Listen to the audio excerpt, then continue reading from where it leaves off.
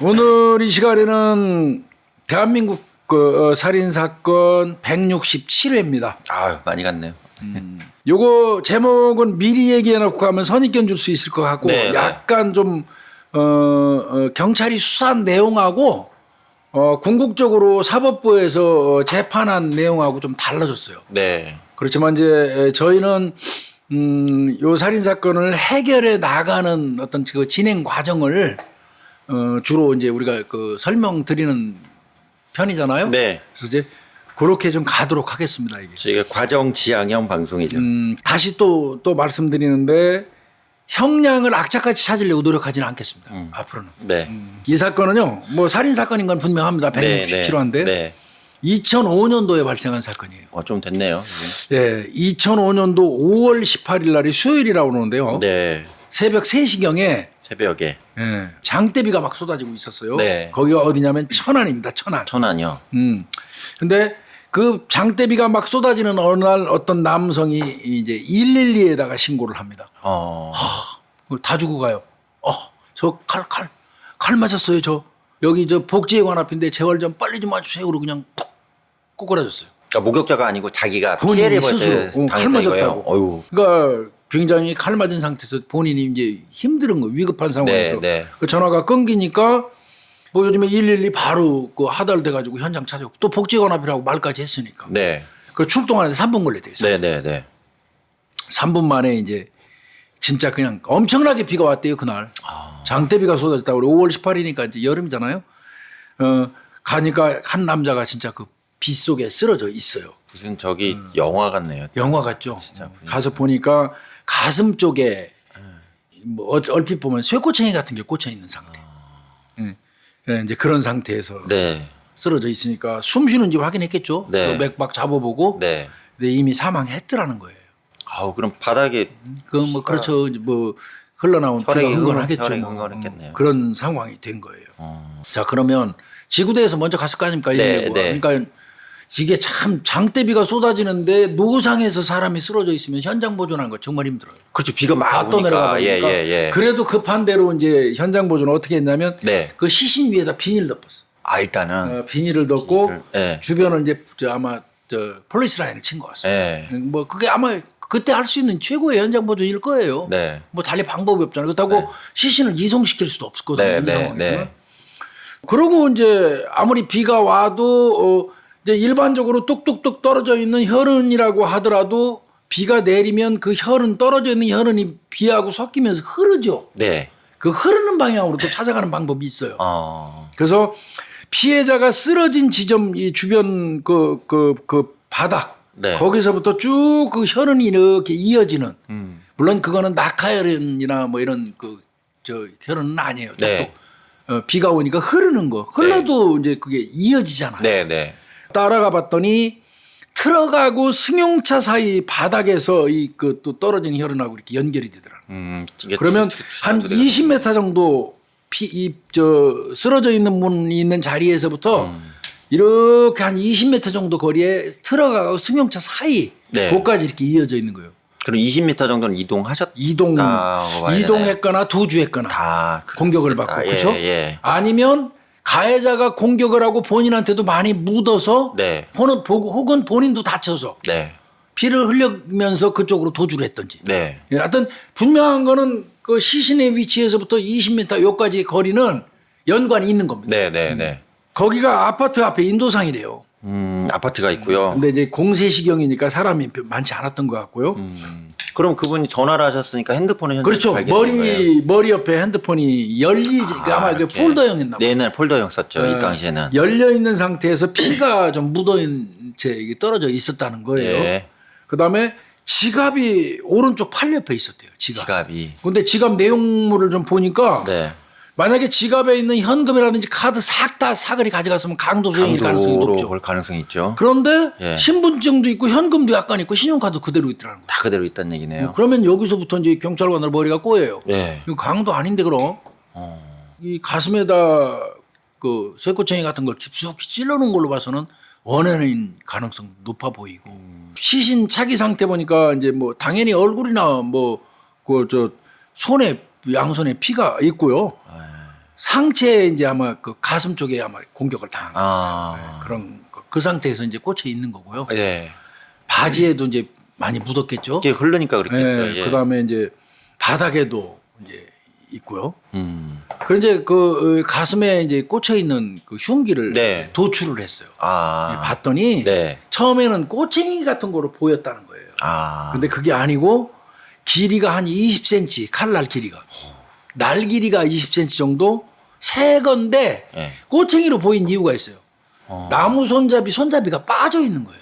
아, 빠지니까 이제 그 접합부 이렇게 삐쭉 나온 거. 삐쭉 나온 거. 예, 예. 그러니까 이제 마치 꼬챙이로 그러네요. 보였던 것 같은데 실제로는 뭐 날 길이가 한 20cm 정도는 휘칼 종류라고 그래요. 새 거래요. 새 거 아주 새 거. 자루는 빠져 있고. 네. 그 이제 그렇게 봐서 그 도구 범행 도구는 이제 확인이 됐고요. 그럼 교수님 칼자루는 발견이 된 거예요? 칼 자루를 이제 빠진, 찾습니다. 빠진. 그 주변에서. 아. 그 주변에서 뒤지다 보니까 그 빠진 예, 칼 자루 예, 나무죠 이렇게. 예. 나무가 이렇게 꽂혀 있어갖고 이제 손잡이가 되는 건데 네. 이게 빠진 것 같습니다. 아. 그거 이제 버리고 간 것 같아요 현장에. 근데 버렸어도 비 오면은 지문 같은 거 안 나와요. 안 나오죠. 그다음에 그 옆에서 이제 면장갑이 하나 나와요. 범인이 아무래도 끼고 있던 장갑인 걸로. 네. 예. 그리고 이제 던일 담배 값이 하나 나왔어요. 던일이요.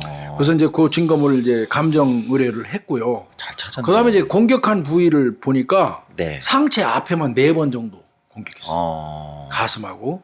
그다음에 좌측 팔, 네. 좌측 다리, 예. 좌측 종아리, 예. 뭐 베이고 찔린 상처가 대여섯 군데 되고요. 많이 찔렸네요, 그러면. 예. 그리고 이제 중요한 거는 방어운이 없어요. 방어운이 없다는 거는 그냥 급습당한 거죠. 교수님 그러면 이제 그러니까 이렇게 흉기 공격을 할 때 방어원 나오는 사건도 많아요, 교수님. 많죠. 거의가 사람이 무식종으로 막아요. 막으니까. 손등이나 둔기로 때려도 여기 멍들고 칼로 휘두르면 배인 상처가 많아요. 네, 많습니다. 근데 이제 왼쪽 팔 쪽에는 방어창으로 생각되는 그런 그 흔적은 있대요. 추정은 되는데 하나 정도는 있어. 근데 이제 하여튼 방어원이 그렇게 많지 않다는 얘기는 바꿔서 얘기하면 네. 급소 같은 데를 일시에 급습당했을 개연성이 높은 겁니다. 그러니까 노리고 당했을 가능성이 그렇게 보는 거예요. 그러면 예. 그건 바꿔서 얘기하면 살해 의지가 아주 공고하다는 거죠. 그렇죠. 일단 지갑에 뭐 금품 다 있고 그러니까 핸드폰도 있고 강도도 아니고 그러면 이제 원한이나 치정으로 갈 수밖에 없어요. 경찰이 방향을 잡는 거는. 네, 네. 부검을 해보니까 네. 그 천공이라고 그러죠. 간장이 크게 천공 뚫렸다는 얘기죠. 그 검은 피가 나왔겠네요. 깊고 큰 상처. 네. 심장이라든지 폐라든지 대장이 천공됐다. 그러면 그 혈액이 많이 쏟아져 나오고 네. 실혈사하겠다. 결국은. 그러니까 이거는 철저히 계획하에 실행한 가능성이 높은 거죠. 이게. 그 제가 교수님 제가 경험칙상 하나 말씀드리면 그 제가 이제 사건 하나 본 적이 있었는데 저는 검은 피를 처음 봤어요.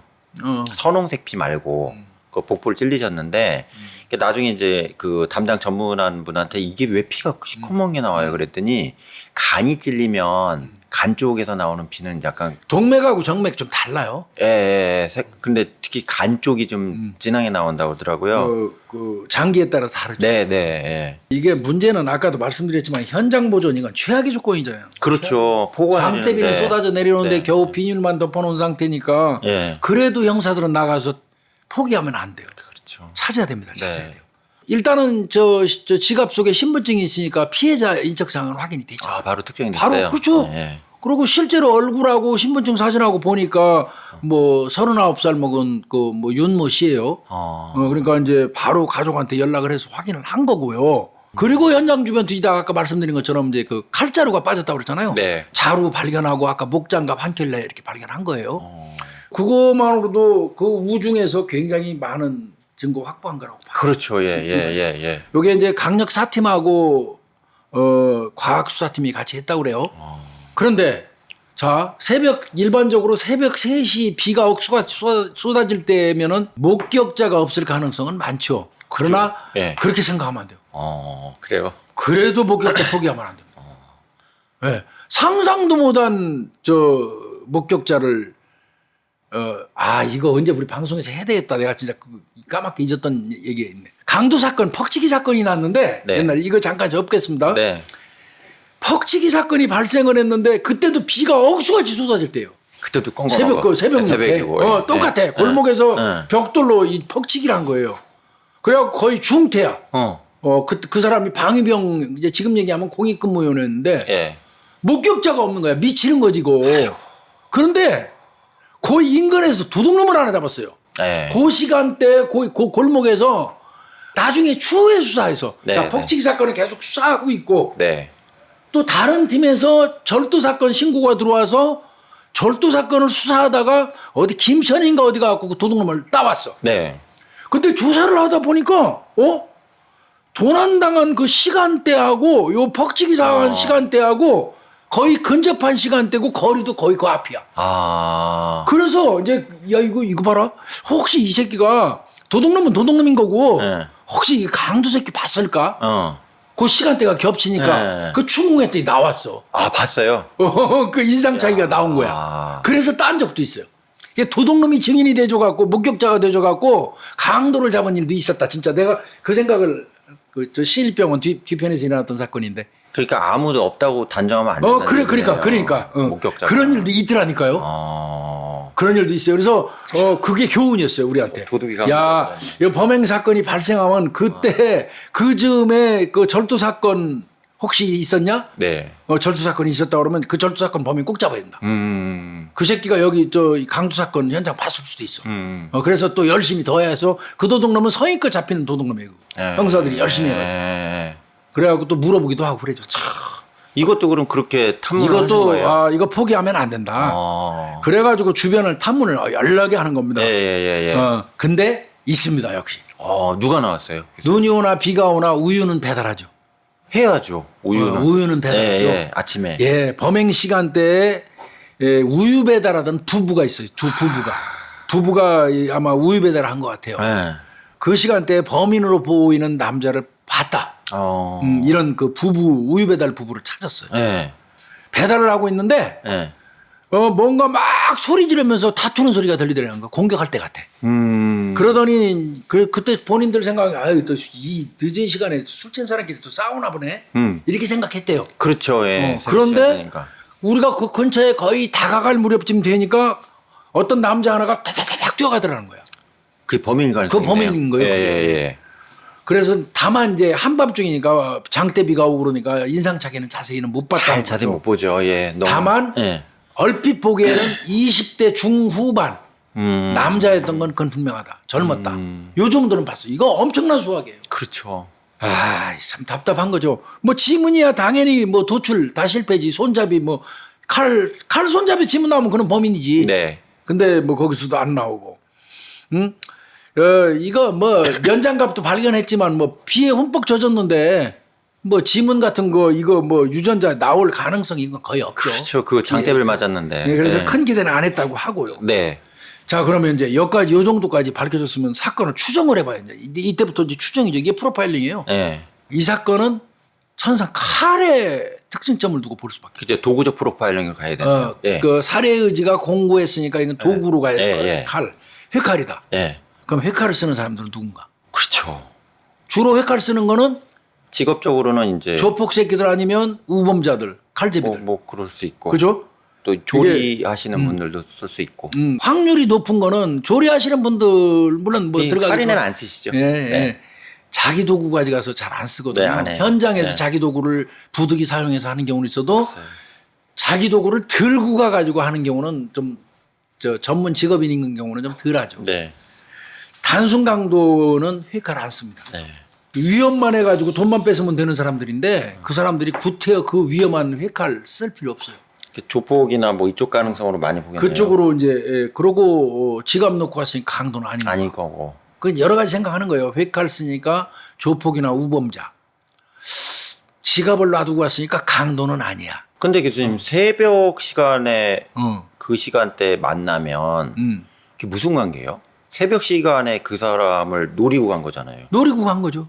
노리고 간 거니까 타겟팅 된 거죠. 거기다가 우유 배달하는 그 부부들이 진술한 내용 보면 순식간에 우다다닥 해치우고 도망갔잖아요. 그렇죠. 예. 그럼 계획 범죄예요. 예, 계획이네. 이게 여러 가지 나오는 거예요. 그 다음에 비가 오는 새벽 3시에 그 장소를 지나갈 걸 미리 알았다는 얘기잖아. 그렇잖아요. 계획을 예, 했다면. 예. 그죠? 예. 분명한 거는 칼을 쓰는 거는 익숙하지 않은 거예요. 왜? 손잡이가 그럴까요? 빠졌잖아요. 아, 칼자루 빠진 것 때문에. 네. 이게 칼자루가 빠진 이유가 뭐냐면 그 칼로 찔렀는데 이 늑골에 걸치는 바람에 잡아 뽑을 때 칼자루만 쏙 빠진 거예요. 늑골에 그 늑골 사이에 걸치면 안 뽑아졌던 거예요. 네. 안 뽑아지고 손잡이만 쏙 뽑아지니까 그냥 칼 날은 그냥 그대로 두고 간 거란 말이에요. 그리고 또 이제 비틀지도 않았네요. 이거 그렇죠. 편집될 그러니까 칼을 거니까. 잘 쓰는 놈은 또 아니야. 이렇게 들어왔잖아요. 네. 아닌 거예요. 네, 아니죠. 그러고 어떤 범인이 지가 끼고 있던 장갑 현장에 두고 그 도망가요. 말도 안 되죠. 비 오는 날이라고 예, 그건 하더라도. 증거인데. 그건 정말 허술한 거거든요. 예. 이런 거 등등으로 보면 결국 취합하면 원한이나 보복에 의한 계획범 가능성은 높아요. 네. 이제 그쪽 방향으로 가야 돼요. 저도 그렇게 보이네요. 추리하면 그죠? 네. 지금까지 상황을 쭉 추리하면 그거예요. 원한이나 보복에 의한 또 혹은 뭐 그 원한 속에 치정도 같이 속하고요. 네. 원한 치정 아니면 보복에 의한 네. 어떤 계획적 범행, 네. 계획적 살인 가능성은 압도적으로 높은 거예요. 그러면 이제 칼 가지고 그 정도로 추정했으면 이 사건을 앞으로 수사해서 전개해 나가는데 답은 피해자밖에 없어요. 그게 피해자 인간관계를 봐야 돼요. 그렇죠. 네. 이제 지금부터 또 제가 맨날 얘기하잖아요. 범죄 피해자가 되면 본의 아니게 내 삶이 전체 다 까진다. 그럴 수밖에 없잖아요. 피해자 주변 인물을 집중 수사할 수밖에 없지요, 그렇죠? 그 뭐 하는 분이었어요, 이게? 사채업자할게요. 그러면 대상자가 또 엄청 많은 거예요. 이 피해자분이 계신다. 사채업자면 네. 사채업을 하시는 분들이 뭐 다 그런 건 아니지만 네. 아무래도 감정을 많이 사요. 네. 이자 늦게 주면 독촉 가고 욕할 수도 있고 뭐 강제력 행사할 수도 있고 그렇잖아요. 뭐 바로 차업해가지고 막 법정으로 가서 뭐 이런 경우도 많잖아요. 피해자가 이게 뭐 그 사채에 관련돼 가지고 또 원한이 있는 거 아닐까? 뭐 그래서 이제 그 부분. 그럼 그래서 교수님 잠깐 좀 여쭤보고 싶은 게 사채 중에서도 이제 주로 하신 게 일수잖아요. 일수 많죠. 네, 일수가 많으신데 그럼 일수하는 분들 전에 만난 적 있는데 좀 조그만 영세하게 하시는데도 한 7, 80명 정도 일수를 아 그러면 보통 찍는다고 2, 300 하더라고요. 명이에요. 2, 3명 넘어가요. 그렇게 하면 아주 속으면 예. 그럼 그분들을 다 그냥 전수조사해. 금전거래한 사람들은 전부 다 일수 쓴 사람들은 전부 다 당일날 다 불러다가 알리바이 싹 다요. 다 까야 돼요. 근데 보통 일 아니다. 대단히 불행하게도 그 사람들 중에 아무 그 혐의 있는 사람이 없었어요. 그러면 돈 빌려간 사람은 아니다. 네. 자, 그래도 피해자 뭐 이런 사건이 일어나면 친인척, 친구까지 다 포함돼요. 다 다 조사해요, 봐야죠. 다. 다 봐야죠 일단은. 이때 네. 항의 엄청 났을 때요. 아, 왜 날 살인 용의자로 보냐 이래서. 내가 인척인데 또 혹은 내가 친척인데 여러분들 친척하고 인척 구분은 다 하시겠지? 아실 거예요. 네. 친인척. 처가 쪽으로 인척이고요. 친척은 이제 우리 집 쪽으로고 대충 그렇게 계산하시면 될 것 같습니다. 네. 친구까지 다 포함해서 항의가 엄청났다고 그래요. 그거 힘들었다고 그러더라고요. 그렇게 해서 한 10일간 아마 이 잡듯이 그 주변에 있는 사람들 다 조사해요. 알리바이. 엄청나게 했겠네요. 이거 진짜 지금 우리는 4, 5분 만에 다 설명 끝났잖아요. 형사들은 10일 동안 반 뒤진 거예요. 이거. 아, 형사님 고생 엄청나게 하셨겠다. 예. 오리무중이들이에요. 그래도 예. 거기서 무슨 결과라도 나오면 좋은데 이게 아무것도 안 나오면 정말 힘들거든요. 자꾸 더 힘들어져. 그러면 이거 이외에 또 차관상은 없어요, 요즘? 그래서 네. 또 피해자가 내연녀가 있다는 거를 이제 아무래도 조사하니까 나오잖아요. 나왔네. 내연녀가 있으면 내연녀가 감정이 있을 일은 없고 그 내연녀의 전 남편이 좀 부각이 돼요. 전 남편이요. 내연녀의 전 남편. 그러니까 이제 네. 뭐 이 피해자 입장에서는 무슨 뭐 이 남편이 있는 여자를 만난 건 아니고 뭐 헤어진 이혼한 어떻게 사람을 만났는데. 이혼한 여성을 만나는데 네. 그 이혼한 여성의 전 남편. 네. 왜 그러냐면 사건을 수사하다 보니까 이혼한 그 내연녀의 전 남편이 사건 당일날 현장 주변에서 급하게 차를 타고 간 거를 본 목격자가 나와버렸어요. 아. 이러니까 형사들은 여기서 이 사건 끝났다고 봤을 수도 있어. 너무 가슴 설레있을 것 같아. 그러면 개연성이 되잖아. 살인 동기. 예. 내가 비록 이혼했지만 네. 나하고 살던 여자하고 저놈이 지금 내연관계를 유지해? 이 괘씸한 놈.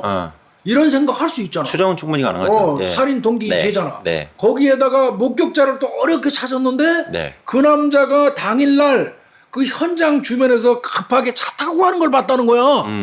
그러면 더 맞아 떨어지잖아. 그렇죠. 그러니까 전부 다 그쪽으로 다 달라붙었어. 이제. 그래서 이제 확인을 해봤더니 그 남자 있잖아요. 내연남. 네. 저 내연남이 아니라 전 남편. 네. 전 남편이 그 주변 인근에 살고 있대요. 그 인근에 살고 있다는 거예요. 그래서 이거 질투 때문에 헤어졌어도 야 이거 거의 확실하다. 이래가지고 여기서 한번 이제 이 수사팀이 박살나는 계기가 된 건데 네. 지금 일견 이 사람이 가장 혐의가 있어 보이죠. 네. 임의동행 형식이지만 사실 뭐 불려가는 사람은 그게 자기가 동의해서 임의동행 당했다고 생각 안 체포로 해요. 느끼죠. 끌려갔다고 네, 생각하죠. 네, 네. 그래가지고 일단 참고인 조사해요. 네. 참고인 조사 뭐겠습니까? 추궁이지. 네. 너 몇 월 며칠 날 몇 시부터 언제까지 너 어디서 뭐 했어? 막 그냥 낱낱이 분 단위로 얘기하라고 또 쪼았겠지. 네. 참고인 조사하고 그리고 난 다음에 그게 좀 이제 석연치 않으니까 거짓말 탐지기 동의를 받고 거짓말 탐지기 태웠어. 어떻게 나왔어요, 교수님? 그렇다면? 거짓 반응이 딱 나온 거야. 에이. 아니 게임 끝났다고 봤대요. 이거 잡았네. 이 사람 범인 맞네. 이제는 증거만 찾으면 돼. 네. 이제 이렇게 생각을 했대요. 네. 그런데 그 거짓 반응 나온 것만 가지고 증거로서의 능력이 없으니까 저 뭐가 있어야지. 그것만 가지고는 안 되니까 뒷받침하는 걸 찾아야 되는데 뒷받침하는 걸 아무런 증거가 없잖아. 그렇죠. 그 세월이 20일 정도 흘렀대요. 그러니까 아마 여러 가지 목격자 뭐 그다음에 이 전 남편의 뭐 사생활까지 다 뒤지고 댕겼겠지. 알리바이도 깨야 되니까. 예, 20일 정도를 넘겼는데 네. 예, 진전이 없더라는 거야. 거탐 나왔기 때문에 이거 범인 같긴 한데 네. 그러던 과정에 그 국과수에서 이제 밑자 본전이라고 칼 손잡이하고 목장갑 보냈잖아. 그건 해야죠. 이제 네, 감정을 기대 해야 안 했다고 그랬잖아. 예, 그러니까 예, 비가 장대같이 예. 쏟았으니까. 예. 그 보낸 거 이제 있는데 그 결과가 기다리지도 않았다고 그러더라고요. 네, 네. 안 나올 거라고. 근데 장갑에서 유전자가 DNA가 도출이 됐어요. 장갑에서요? 튜브가 장갑에서. 그러니까 이거는 야 이거 이럴 수가 있나 비가 오는데도 현장 보존을 잘해서 빨리 수거해서 그런가 이렇게 생각하면서 자 거탐에 거짓말 나온 전 남편 네. 타액을 긁었지 이제. 네. 그래가지고 목장갑에서는 DNA하고 딱 하면서 이제 끝났다 이게 나오면 바로 그냥 긴급 체포해가지고 그냥 구속하면 사건 끝이야. 네. 예, 그 아예 끝났다고 생각했대요. 그 당시요. 예. 딱 해서 이제 또 집에 가서도 이제 이 사람 타액 채취도 하고 집에 가서 옷, 차 그 감정까지 다 했어요. 네. 싹 해가지고 대조를 딱 했어요. DNA 이제 나오면 끝이야. 불일치. 불일치로 나온 거예요. 다른 사람 DNA란 얘기예요. 아닌 거예요. 그러나 분명한 거는 목장갑은 범인이 버린 거예요. 피도 묻어 있고 그렇기 때문에 그 목장갑에서 나오는 DNA는 정확하게 범인인데 거탐에서 저 거짓 반응 나온다고 이 사람이 범인은 아닌 거죠. 그렇죠. 그러니까 그냥 너무나 허탈해가지고 이때 정말 밥도 안 먹겠다고 그렇게 얘기하더라고요. 멘붕 나오셨겠네요. 그래도 그럼에도 불구하고 형사들은 거짓말 탐지기 그 조사가 거짓 반응 나온 것 때문에 포기는 안 했대요. 그대로 너 그래도 뭔가 이렇게 저렇게 얽히고 설켜가지고 연관은 너는 있을 거라고 보인다. 용의자 선상에는 올려놓으신 그대로는 그냥 두고 있었다는 거예요. 네. 자 이렇게 하는 과정에 이제 또 여러 가지 꼼꼼히 조사했는데 가족 조사할 때 이제 또 그게 탁 그 최 팀장인데 초기 오신 거예요. 그 사람이 근데 야 일반적으로 자기 남편이 죽었다 그러면 아내가 울고불고 난리고 적극적으로 협조하고 막 이러는데 가족을 조사할 때 필요 이상으로 그 아내 되는 분이 과민 반응을 좀 보이는 게 이상하지 않았냐? 담배 피다가 문득 그 생각이 들었대요. 그러니까 막 정신없이 수사할 때는 그 생각을 못 했는데 이게 자꾸 꼬이고 막 불일치 나오고 그러니까 이제 담배 한 대 피면서 곰곰이 생각을 해봤겠지. 이게 뭐지? 그러면 우리가 그동안 조사했던 사람은 이제 복귀했겠지 머릿속에서 생각하다 보니까 근데 그 왜 남편 죽은 거 관련돼서 뭐 질문하는데 왜 이렇게 과민 반응을 했지 그 아내 되는 사람은 참고인 조사 받으니까 엄청 슬픔이 많아야 되는데 그 피해자 왜 조사하냐고 항의하고 이랬다는 거예요. 그 여성 선운압설 먹은 이제 아내인데 야 그거 좀 이상하지 않냐? 이렇게 팀원들하고 얘기를 했다고 그러더라고요. 그러니까 또 팀원들이 그때는 생각 안 하다가 맞네요. 그때 진짜 왜 그렇게 과민하게 그랬죠? 그럼 뭐 있냐 또 그거? 거기도 또 우리가 포기하면 안 되지 않냐? 뭐 이렇게 됐다는 거예요.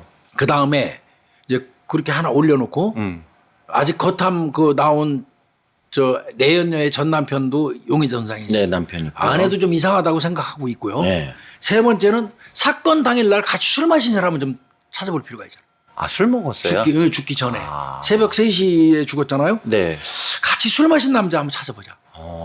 그 찾았더니 42살 그 남성인데 새벽 1시까지 같이 술을 먹었대요. 아, 술 먹고 가다가 이제 그러고 변을 당하셨고. 그 사람은 새벽 3시에 집에 가다가 죽었단 말이에요. 이 예. 사람은 예. 1시까지 술 먹었어요. 예.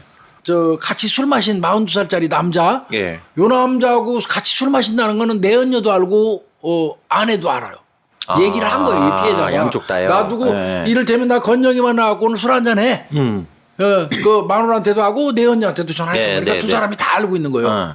그게 왜 절친이겠네. 중요하냐면 두 사람이 다 알고 있어야지 그 장소를 지목해서 가서 죽일 수 있기 때문에 그래. 그러네. 장소를 안다는 거 엄청 중요해요. 네. 동선을 안다는 거는. 네, 네. 그러니까 이제 그걸 이제 아는 거고. 그래서 두 사람은 다 이제 그 확인할 필요가 있는 거죠. 동선을 알고 있었기 때문에. 네. 동선을 아는 사람은 일단 범죄하고 연결이 되잖아요. 그렇죠, 예. 그런데 이제 조사를 자세히 해봤더니 1시까지 술 먹은 거 맞아요. 그리고 난 다음에 새벽 2시경에 내연녀한테 이 피해자가 전화를 해가지고 나 술자리 다 끝났는데 해장국 그 주변에 있는 그 해장국집 가서 해장국 한 그릇 먹고 갈게. 그 평소 내연녀하고도 자주 갔대요. 그 해장국집. 네, 네, 네. 거기 갔다는 거예요. 그것도 확인했어요 경찰이. 네. 그리고 해장국집에서 나간 시간하고 계산해 보니까 해장국집에서 나와가지고 바로 또 아마 집에 안 가고 내연녀한테 가려고 그랬던 것 같아요. 내연녀한테 그 전화를 계속 걸었어요. 네. 근데 내연녀가 이제 통화 내역 조회를 보니까 전화를 안 받아서 잠들어갖고. 자죠. 새벽 3시니까. 자야지. 그럼. 그런 기록은 있는 거예요. 네. 그러면 같이 술 마신 남자 아까 1시까지 먹었다는 사람? 네. 요 사람 불러서 물어봤어요. 1시에 만나고 헤어지고 같이 술 먹고 당신 그 다음 행적은 이제 03시에 죽었으니까 네. 01시 이후에 03시까지 행적을 경찰이 집중적으로 물어봤겠죠. 근데 이건 알리바이 진짜 편해요. 잠자는 시간이잖아. 그럼 어디 나 가겠어? 1시에 들어가서 집에서 잤어요. 집사람 있어요? 없어요. 나 혼자예요. 혼자 잤으면 봤다는 사람도 없고. 뭐 깔끔하네 그냥. 마누라나 애들이라도 있어야지 진짜 1시에 들어와갖고 집에서 잤는지 알아보지. 네, 네, 네. 혼자 사는 사람이 혼자 와서 잤다는데 이거 참 답답한 거지. 그러니까 이 사람에 대해서는 혐의를 뭐 아무것도 할 수 없죠. 어쨌든 같이 술 마지막까지는 있었던 사람이. 그러니까 마지막까지 있었던 이 같이 술 마신 남자. 조금 안에 좀 찜찜하게 대했고. 그다음에 아까 그 내연의 전 남편. 요 세 사람은 용의선상에 올린 거예요. 이건 중요해요. 수사를 하면서 이제 우리 그 패키지로 꼭지꼭지를 이렇게 찍어놔요. 그래서 큰 그림에다가 이렇게 해놓고 아내, 최종술 만난 사람, 그다음에 뭐 이거의 누구의 전 남편 이렇게 다 그려요. 네. 그래갖고 이제 그 시간대 다 써갖고 이렇게 줄로 연결해 놓잖아요. 연계도라고 그러죠. 연계도. 네. 이렇게 만들었는데 하여튼 대상이 셋이 네. 등록이 된 거예요. 그 연계도에. 네. 네. 그래서 이제 내연녀하고 아내를 조사할 필요가 있을 것 같아요. 왜? 그 사람의 동선을 아는 사람은 내연녀하고 아내잖아. 그렇죠. 마지막까지 알려줬으니까. 나 네. 지금 개똥이하고 1시까지 술 먹고 해장국 한 그릇 먹고 뭐 다 얘기했잖아. 네. 그러니까 그 동선을 아는 사람은 현재 드러난 사람은 내연녀와 아내밖에 없으니까 내연녀하고 아내를 데려다 또 경찰이 조사를 해. 이게 아마 이제 아내 때문에 더 집중한 것 같아요. 내가 보기에는. 그렇죠. 그 내연녀는 와서 진술이 뭐라고 그랬어요, 교수님? 내연녀는 뭐 여러 가지 이것저것 얘기하면서 네. 안 좋다 본처하고. 그러니까 돌아가신 분이 부인하고 안 좋다. 거의 별거 수준이라 나한테 온다. 왜 그 해장국 먹고 와가지고 그렇지. 당신한테 그 시간에 전화했어. 당신한테 온다고 한 거 아니야. 우리 경찰이 물어보니까 맞다. 본처하고는 사이가 안 좋아서 별거 상태에서 우리 집에 온다. 이런 형식으로 얘기를 한 것 같아요. 네, 근데 네. 사이가 아주 안 좋다고 얘기를 한 거예요. 그렇게 알고 있는 거죠. 내연녀 그렇게 알고 있는 거죠. 네. 또 아내 불렀어요. 네. 이제 이런 얘기 저런 얘기 많이 물어보다가 이제 두 사람 사이가 인꼬부부처럼 좋으면 아내는 그 대상에 들어갈 수가 없지. 그렇죠. 근데 내연녀가 사이가 아주 나쁘다 그러면 그것도 범행동기가 될 수 있으니까 내연녀 말대로라면 쓱 물어본 거지. 그 두 분 사이는 어떠세요? 그랬더니 우리가 인꼬부부는 아니어도요 화목하게 살아요. 이렇게 얘기를 했어요. 아내는. 그럼 두 사람 말이 다르잖아. 완전 180도 틀리대요. 내연녀는 사이가 안 좋아서 별거 하고 있다고 하는데 아내는 우리 뭐 인꼬부부 정도는 아니지만 화목하게 잘 산다고 얘기하니까 이거 둘이 누가 거짓말인지 확인은 또 해봐요 형사. 행운을 해야죠. 중요한 거예요. 또 주변을 물어봐요. 주변에 가서. 주변에. 저 사람들 둘이 진짜 어떤 관계인가? 누가 거짓말하는가? 그 누구 머리 맞았어요? 내 언니 말이 맞았어요. 내 언니. 아주 나쁘다는 거야. 아주 나쁜 아내하고 거예요. 아주 나쁘다는 이 말을 들으면 결국은 아내가 거짓말한 거잖아. 그렇죠. 그러면 왜 거짓말했을까를 또 이제 경찰은 형사들은 또 추리를 해야 돼요. 그 있는 대로 얘기하면 되는데. 그러니까 그럼 거짓말할 이유도 없는 거죠. 네. 사이 안 좋으면 안 좋은 대로 나 저 새끼하고 정말 사이 안 좋아요. 그렇게 얘기하는 게 맞잖아. 네. 근데 왜 거짓말했을까? 그래서 이제 집중 수사를 해요. 아내 쪽을 또. 이게 형사 참 이제 이거는 이런 경우가 상당히 초기에서 움직이는 경우가 많아요. 집 전화하고 아내의 휴대폰을 이제 살핍니다. 네. 그런데 사건 이후에 아내는 집 전화 휴대폰을 전혀 사용을 안 했어요. 사건 이후에. 아예 사건 이후에. 아예요. 네, 집 아무 전화도 전화도 안 해. 안 쓰고 휴대폰도 안 써요. 그게 더 이상하잖아요. 이게 더 이상한 거지. 왜 그러면 전화가 엄청나게 오죠. 남편이 죽었는데. 최 팀장이 여기서 이거 뭐지? 이게 여기서 뭐야. 진짜 아주 싸했다고 그래요. 정말 싸했다는 거예요. 뒷수습 해야 되니까 전화 엄청나게 많이 전화 해요. 막 가족들 친족들한테 예. 전화하고 집 전화로도 전화하고 휴대폰으로도 전화해야지 맞는데 예. 사건이 나고 나서 남편이 죽고 난 이후부터는 이 여성분은 집 전화도 안 쓰고 휴대폰도 안 쓰는 거예요. 그러니까 오는 전화에 있을 거예요. 수 있는데 간 전화는 아예 아예 없었다는 안 쓰는 얘기예요. 거예요. 야 이거 그러면 이게 전화를 사람이 아예 안 쓰고 살 수는 없어. 그죠. 그러면 이거 공중전화 같은 거 썼을 수도 있어. 대포폰이 없다면. 그렇죠. 예, 예. 그래서 집 주변에 있는 그 공중전화를 전부 다 조사를 했더니 7개가 있더래요. 그 7개 공중전화를 사건 전후에 통화 내역, 공중전화는 거는 것만 있잖아. 네, 네. 발신만. 네. 발신 내역을 7개 그 공중전화 거를 다 뽑았어요. 다 뽑아가지고 그 받은 전화번호의 주인공을 전부 다 찾아야 돼. 봤더니 사건 발생 전후에 아내의 휴대폰하고 통화한 내용이 나오네. 그걸 뽑았더니 아내의 휴대폰으로 전화가 공중전화에서 걸려온 기록이 있어. 그러니까 아내의 통화 내역이 없기 때문에 아내의 집 주변 그 인근에 있는 공중전화 발신 내역을 뽑은 거고 그 발신 내역을 도출해서 걸은 사람들을 확인하다 보니까 이 공중전화에서 아내한테 전화가 한 게 있네. 그러니까 와이프 핸드폰 번호가 나온 거네요. 받은 전화로. 그러면 이 전화를 걸은 놈은 누군가가 이 그렇지, 누가 공중전화에서 있겠지. 아내한테 전화한 거잖아. 예. 이 아내하고 아는 사람이라는 사실을 이제 알게 되죠. 아내가 몇 월 며칠 날 몇 시경에 당신 공중전화로 걸려온 휴대폰 전화 받았잖아. 휴대폰으로. 그 사람 누구야? 그렇게 물어보면 말 안 할 수 없잖아. 네. 아내 입장에서. 예.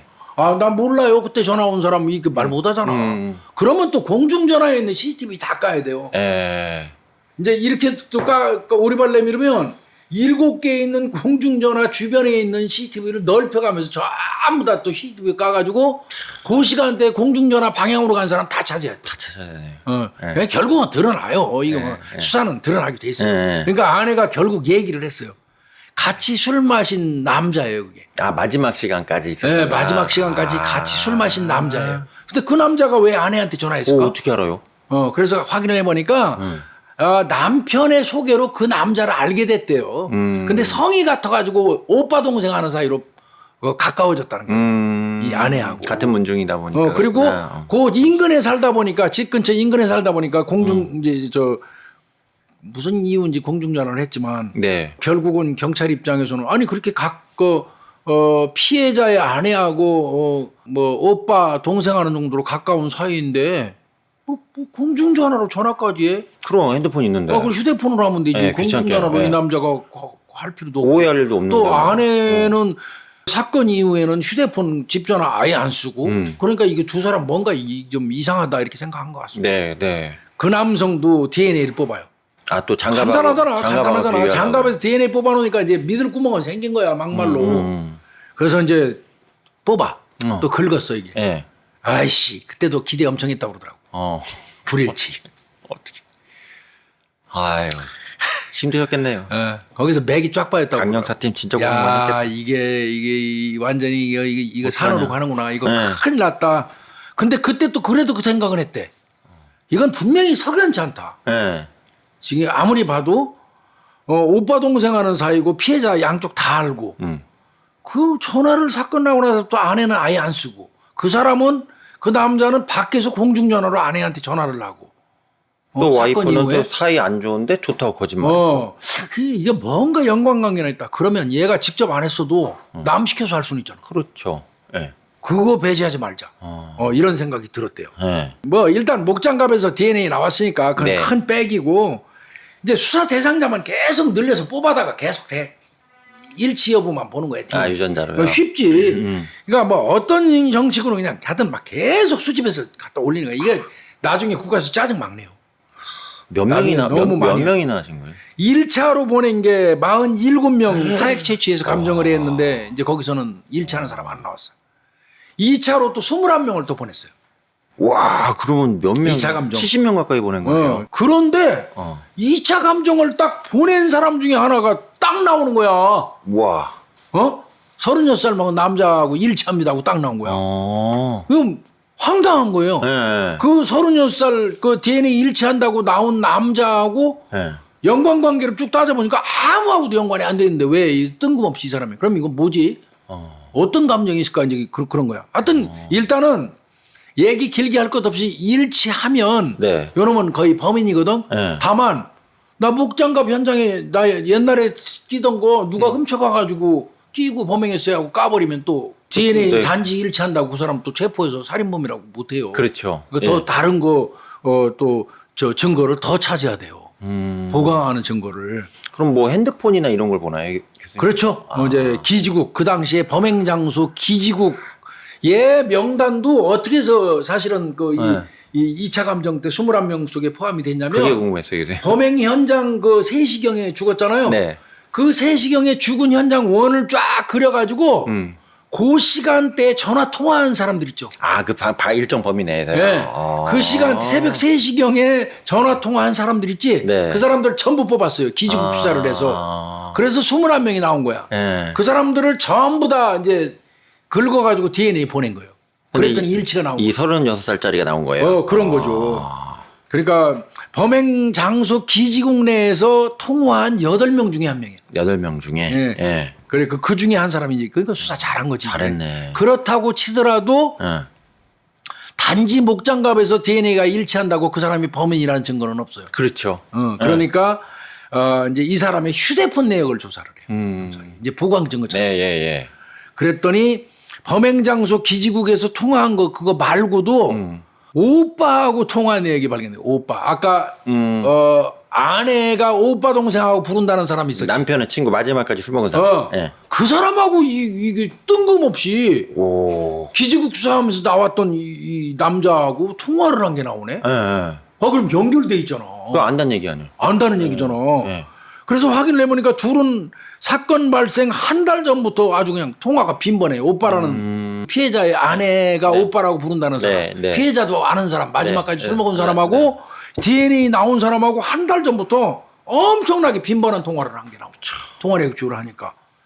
그리고 사건 당일 마지막까지 술 먹은 남자 있잖아. 오빠라고. 네, 네, 편의상 네, 오빠라고 네, 합시다. 네. 그 사람하고 그 술 마신 날도 저 18시경까지 계속 통화를 했어.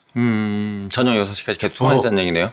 그러면 경찰 입장에서는 그래 아내하고 오빠라고 불리는 사람도 이상했는데 그 오빠라는 사람하고 지금 DNA가 일치하는 사람하고 통화가 빈번했다면 이거 뭐 다 1년에 이렇게 연결이 돼 있는 거 아닌가 이렇게 생각할 그렇게 볼 수 수밖에 있어요. 예. 그리고 이거 청부한 거 아니야 이런 생각도 들고 예. 그래서 이제 그 전과 조회 한번 해보는 거예요. 예. 근데 그 DNA 나온 사람이 초범이에요 초범 전과가 하나도 없어요. 근데 제가 생각할 때는 초범이 맞습니다. 뭔 초범? 왜 초범이 초범 이번이 범행이 처음이라는 거지 전과 없다는 거지. 범행 그 한번 생각해 보세요. 비 오는 날 목장갑을 그 범행한 이후에 땅바닥에 버려서 장대비가 쏟아졌는데 그 목장갑에서 DNA가 나왔죠. 그럼 바꿔서 얘기하면요. 땀을 엄청 흘렸다는 얘기예요. 그렇죠. 손에. 네. 이건 촛발이기 때문에 땀을 흘리고 긴장해서 예, 나오고. 긴장해서. 노련한 놈 같으면 그 DNA 쫙 적당히 나오는 거 장대비 쏟아진 데서 방치돼 있다가 경찰이 수거해서 보내면 절대 DNA 안 나와요. 버리지도 않죠. 이건 오히려 전과가 나오면 이상한 거예요. 네. 또 버리지도 않고. 버리지도 않잖아요. 그래서 가져가잖아요. 나는 이건 뭐 전과 조회해가지고 이거 전과가 없다. 요거 나온 거는 지극히 당연하고 오히려 그게 더 맞다고 봐요. 합리적이라고. 네. 이거 영 교수님 이건 이제 경험인데요. 네. 범행할 때 이 초범들이 흘리는 땀 이 손에서 이거 장난 아니에요. 어마어마하게 나요? 장난 아니에요. 초범하고 이게 전과자들의 이게 노련함의 차이가 이렇게 무섭다. 그 다한증 환자 같이 막 엄청나게 나오는. 어떤 경우는 네. 정말 이 장갑을 끼고 범행을 했는데 진짜 이 국가수에서 1차 검사했는데 안 나왔어요. 그래서 증인으로 못 삼았는데 검찰로 송치되니까 검찰에서 과학수사부에서 어떤 방법을 썼냐면 장갑을 미세하게 잘게 썰었어요. 다 썰어요. 아주 미세하게 썰어갖고 DNA 했는데 거기 나왔어요. 극히 미량이. 그래서 이제 지금은 다 썹니다. 썰어. 그런 기법이 개발됐어요. 네. 근데 이 경우에 비가 장대같이 쏟아지는데 그 장갑에서 DNA가 나왔다는 것 자체는 얘는 범행하기 전에 엄청 긴장해갖고 칼 들고 개떨 떠는 거야. 그렇죠. 땀 쫙쫙 흘린 거야 손에서. 비가 그러니까 얘는 전과가 나오면 오히려 더 이상. 네. 거기다가 또 칼 쓰는 솜씨 아까 말씀드린 서투르죠. 엄청 네, 말도 안 서툴잖아요. 되는. 초범인 게 네, 맞죠. 네. 체포했죠. 체포했어요. 뭐 당연히 이제 그 정도면 체포하죠. 바로 뭐 땄네요, 그냥. 통화한 거 오고 간 거 뭐 이거 다 연결고리가 딱 일목요연하게 잡히잖아. 네. 그래서 체포했어요. 근데 오리발 막 내밀어요. 휴대폰 내역 같은 거 그다음에 DNA 감정 결과를 들이대니까 그냥 그때서 다 자백했어요. 무너진 거예요, 그냥. 얘기 끝났잖아 그거는. 네. 자 전모가 밝혀졌어요. 어떻게 됐어요, 이게? 공범 이 지금 검거한 사람이 이제 본범이죠. 네. 이제 쉽게 얘기해서 이제 그 살해한 그 네. 본범이죠. 본범하고 오빠라고 아내가 오빠라고 부르는 사람하고 이 두 사람 사이는 사회 선후배 관계 아주 돈독하대요. 네. 근데 둘 다 빈궁하대요. 경제적으로 좀 어렵다는 얘기죠. 근데 이제 사건 4월 말경으로 올라가요. 네. 아까 5월 달에 사건 났잖아요. 네. 4월 말경에 이 아내가 돌아가신 분 아내가. 아내가 오빠 상의할 게 있어요 그러면서 그 남자를 찾아요. 그래서 술자리를 했어요. 네. 거기에서 남편이 바람을 피우고 나하고 애들을 괴롭힌다. 나 이혼하고 싶은데 오빠가 좀 그 내 남편 불륜 현장 좀 잡아줘. 그럼 내가 살해할게. 그러니까 불륜 현장만 잡아달라 이렇게 얘기를 거네요. 했다는 거예요. 네, 그 당시에. 그런데 그 오빠라는 친구는 지가 남편하고 먼저 알아갖고 아내도 소개받은 거예요. 그렇죠. 예. 그런데 그러면 안 돼요. 그리고 그 다독거리는 게 예의잖아. 그래. 아무리 동생이도 공짜는 안 되지. 내 비용도 좀 들고 그러니까 돈 주면 내가 알아서 해줄게. 얼마 달란 거예요? 근데? 그래서 착수금으로 500만 원을 결정을 했다는 거예요. 착수금으로요? 그래서 5월 초에 현금으로 지급을 했다는 거야. 그러고 지가 혼자 하기 뭐하니까 이제 그 DNA 나온 그 사람을 불러가지고 250만 원씩 반반 나눴다는 거예요. 그리고 이제 네가 해 범행. 이렇게 이제 결정을 했다는 거예요. 근데 문제는 청부를 아내로부터 받은 그 동성동문 오빠라고 편의상 우리가 부르는 거 오빠라는 사람이 그 같이 하기로 한 사람한테 아예 죽여버려라. 아예 죽여버려라. 그리고 불륜을 잡으라는 게 아니고 아예 죽여버리고 돈도 좀 더 받아내자. 우리 이렇게 얘기를 했다는 거예요. 이렇게 커져 일이. 그렇게 했다는 거예요. 네. 그리고 이제 사건 당일로 가요. 5월 17일 날 화요일 날 이 오빠라는 사람이 피해자한테 전화하는 거예요. 한잔하자. 그 불러낸 거 맞아요. 네. 한잔하자. 그리고 나서 바로 이제 그 공모한 그 친구한테 전화해가지고 그 술자리 끝나고 야 지금 그쪽으로 간다. 실행해라. 실행이 뭐예요? 죽이라는 얘기죠. 살해. 그렇게 한 거잖아요. 예. 그리고 이제 걔는 이제 그 트럭하고 그 승용차 사이에 숨어 있다가 지나가는 거 보고 급습해가지고 했는데 그 피해자가 한 번 찔리고 안 죽죠. 네. 반항하면서 덤비니까 이제 마구 찔른 거, 칼을 휘두른 거고요. 그래서 20m 이게 그 피가 흐른 거네요. 차 사이에. 그리고 이제 피해자가 비틀거리면서 막 도망가니까 끝까지 쫓아가고 가슴 부위를 한번 찌르는 게 못 뺀 거예요. 손잡이가 안 빠진 거예요. 잘못 들어가가지고. 그리고는 그냥 그대로 냅다 도주를 한 이제 그런 상황이 된 거예요. 이게 이제 경찰에서 수사하는 과정에서 쭉 이렇게 이제 드러난 사실들을 이제 나열하는 거고요. 이때 이 가해자 이게 실행한 사람은 만취 상태에서 이제 휴대폰을 보면서 이 피해자가 걸어오고 있는 걸 보고 트럭 옆에 은신해 있다가 준비하고 있던 회칼로 이제 찔렀고.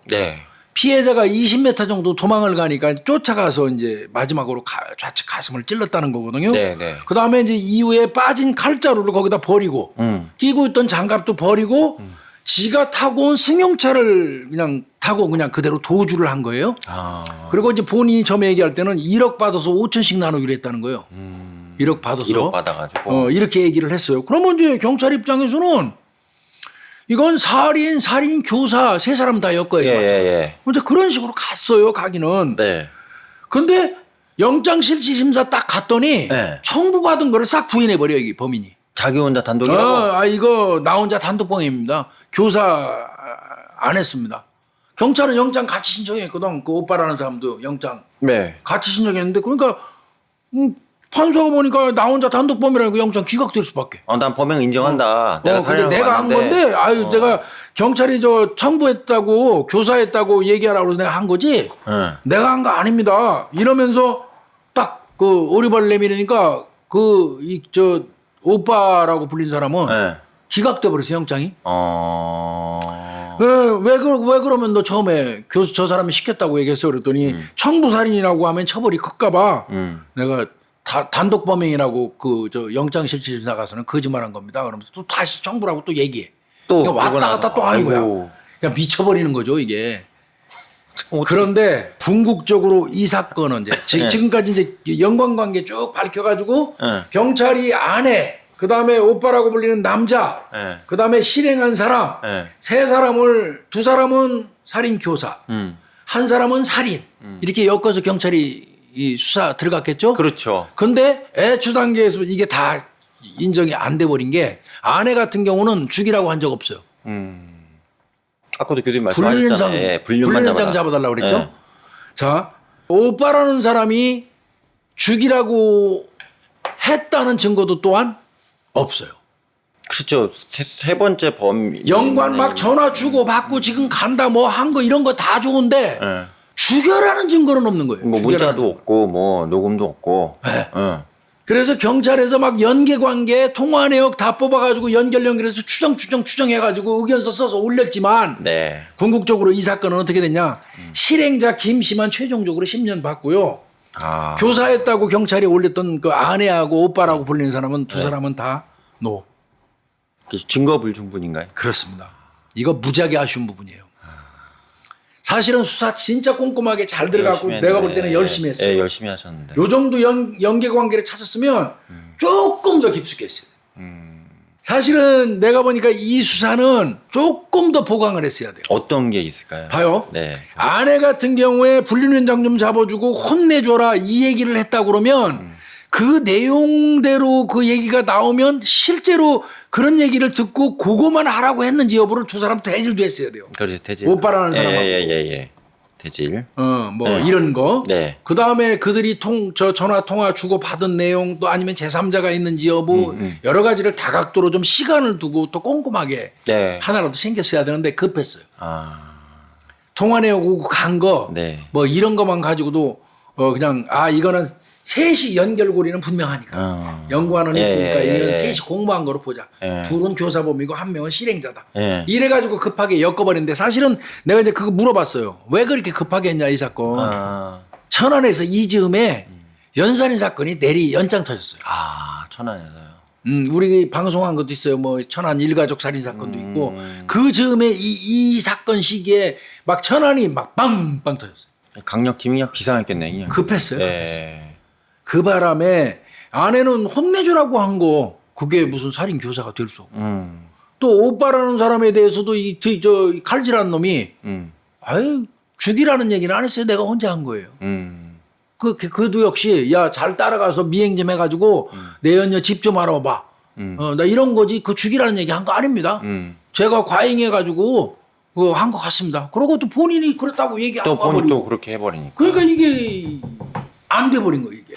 그러니까 어떤 면에서 보면 이게 단독 범행으로 결론 난 걸로 보이는데 이게 참 이게 좀 아쉬운 부분이에요. 아쉽네요.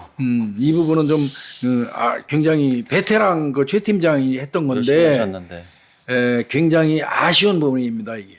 그럼 교수님 그 C라는 사람은 왜 자기가 자폭을 해갖고 죄 책임을 다? 그 부분에 대해서는 어차피 이제 그 얘기를 누가 얘기한 것 같습니다.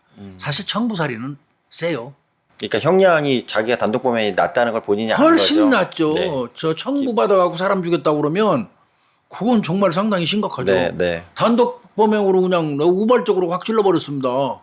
뭐라든지 아마 그런 식으로 한 것 같아요. 두 명 이상이면 내가 살살살 쫓아가고 있는데 너 이 새끼 뭐야 왜 나 따라와 해서 그냥 우당탕탕 하다가 나 평소에 칼 갖고 다니는데 그건 찔러버렸습니다. 이래버리면 우발적 단독 범행으로 몰고 갈 수 있다. 네, 그렇게 될 수 있죠. 그래서 그런 경우 도출될까봐 더 정밀히 수사를 하고 보강을 더 해야 하는 역할을. 그러면 뭐 저기 구속 상태였던 어쨌든 이런 지식을 초범인데도 불구하고 잘 모르잖아요. 초범이면. 이거는 뭐 변호사를 동원하든지 전문가 뭐 어떻게든 전문적인 네. 이 형량 감경에 대해서는 알고 이렇게 했다고 봐야겠네요. 청부로 안 가려고 애쓴 거죠. 네, 두 청부로 명이 안 가면, 가는 게 두 명이 엮이거나 세 명이 엮이면 청부니까. 끝났네요. 네. 청부로 안 가는 게 본인이 살 길이죠.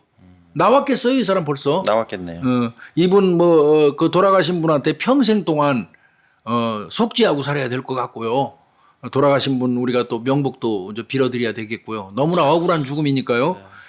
근데 하여튼 이 사건은 좀 아쉬워요. 네. 실행범은 잡혔지만 실행범은 잡혀갖고 불과 10년에 정리. 이 10년 이 실행자 김 씨인데 이 김과 10년 겨우 받았다는 것도 제가 어렵게 알아냈어요. 담당 형사한테 전화해가지고 어렵게 그거 저 실행자 김가만 10년 받았습니다. 나머지 못했습니다. 하고 싶은 말이 많습니다 하고 정리하더라고요. 가슴 아픈 사건이시겠네요. 네. 가슴 아픈 사건이기도 네. 하고요. 그래서 이 사건은 천안 강력범죄수사팀에서 했는데 김진열 형사, 김진열, 네. 김태룡 형사. 네. 김태룡 형사는 어찌됐건 뭐 이것저것 해갖고 특진했어요. 잘 됐네요. 그다음에 김광섭 형사, 네. 이길수 형사, 네. 하금철 형사, 네. 김선희 형사, 네. 최풍식 팀장은 퇴직했어요. 굉장히 촉이 있던 네. 그 카리스마 있는 팀장인데 네. 그렇게 했던 거고. 열심히 하셨네요. 이 부분은 굉장히 내가 볼 때는 꼼꼼하게 수사 연계해가면서 잘한 거고요. 중간에 뚝뚝 끊기는데 너무 잘 범인을 이어졌어요. 이어가가지고 네, 결국 검거한 것까지는 수사가 참 잘했다고 네, 생각이 네. 되는데 너무 성급히 이 교사, 청부라든지 이런 교사 같은 게 붙으면요, 그 조사 잘해야 돼요. 좀 더 꼼꼼히 해야 돼요. 어쨌든 저기 실행범이 자기가 자포하고 안겠다고 강력하게 나왔기 때문에 재판 과정에서 쉽지는 않지 않았겠냐 보여지네요. 만약에 청부가 명백하다면 지금 뭐 현실적인 법으로는 지금 뭐 청부가 아닌 걸로 됐지만 청부가 만약에 맞다면 실형을 10년 살고 나왔어도 양심을 속이고 사는 거고요. 또 두 사람 교사했던 아내는 아닌 것 같습니다. 아내는 아닌 것 같은데 교사했던 그 오빠라고 부르던 남자 이런 사람 등등은 평생 동안 속죄하면서 살아야 되겠죠. 네. 그러나 이제 뭐 현행법으로는 그 두 사람은 관련이 없는 걸로 네, 네. 저 명기되고 어쨌든 실행자는 10년 네. 징역을 받았다. 그때 고인의 명목입니다. 참. 그 사건 수사가요. 어떤 사건이 하나 강력 사건, 살인 사건이 이상하게 이제 우리끼리 하는 얘기 있어요. 살인 사건은 쓰나미처럼 온다고 그러거든요. 쓰나미처럼요. 형사들이 그 얘기. 하나가 뻥 터지면 거기 매달리고 있는데 한 건이 또 터지면 머리가 복잡해져 그때. 그렇죠. 머리가 막 복잡해져. 그런데 또 한 건이 또 터져. 그러면 난 4연장까지 봤는데 한 4연장 터지면 나중에 헷갈리기 시작해 이제. 아침에 회의 시간에 보고하는데도 막 섞여. 막 섞여. 예. 그 보고를 따로 받아야 돼. 분리해서 받아줘야 그리고 회의를 같이 못하게 해야 돼. 예. 그래 뒤죽박죽 안 돼. 그렇지. 저기 간부시니까 또 관리해. 그리고 또 수사를 하다 보면 동일한 목격자를 같이 이쪽 반에서 찾으러 댕기고 저기서 찾으러 댕기고 만날 때가 많아. 또 지역이 또 그 장소 가서 또 그 목격자 만나러 갔는데 네. 저쪽에서 이 팀 형사가 또 오는 거야. 니네 왜 왔냐니까 개똥이 만나러 왔어요. 그래도 야 우리도 개똥이 만나러 왔는데 니네 사건도 개똥이하고 연결돼 있어. 그래. 아니 목격자인데 확인하려고 그래. 그러면 야 대표로 한 사람씩 가서 둘이서 가짜에서 받아요. 복잡하네. 그 쓰나미처럼 온다고 살인 사건은. 근데 이 즈음에 천안 내가 조사해 보니까 엄청 많았어요. 이게 2005년에. 고생 많으셨겠네요. 천안이 급격히 커지면서 네. 인구가 막 증대하고 주택이 막 건설되고 네. 천안 엄청 크잖아요. 100만 도시예요 지금. 네, 맞아요. 네. 그때 이제 그 즈음 전에서 이런 사건이 있었던 것 같고 그러다 보니까 약간은 좀 아쉬운 부분이 있는. 그래도 미제로 남을 걸 잘 잡으신 것 같아요. 그렇죠. 사람들이. 어찌됐건 실행자 네. 범행한 자는 검거해가지고 의법 조치했다. 네. 그 10년이 우발로 간 것 같아요. 10년으로 결정됐다는 건 우발 범죄로 그렇죠. 본거 우발밖에 아니겠어요? 안 돼. 이건 결국은 네, 우발. 어떤 면에서 만약에 이들이 청부로 엮인 사이라면 지들한테는 아주 성공이겠죠. 그렇지만 내가 늘 말씀드리지만 인망은 빠져나가도 천망은 못 빠져나가요. 그렇죠. 하늘이 주는 죄는 못 빠져나가거든요. 뭐 그게 10년으로 이 만족할 수도 없고요. 만약에 공모했다면 평생 동안 지금이라도 속죄하면서 살았으면 좋겠어요. 네. 오늘은 뭐 천안 뭐 청부살인 사건이라고 하기도 애매하고 하여튼 뭐 비 오는 날 어떤 남성이 비명행사 아우 수상한 내용이네요. 네. 그런 그 사건 좀 다뤄봤습니다. 잘 들었습니다. 교수님. 특별히 뭐 없죠? 네. 마칠게요. 감사합니다. 네.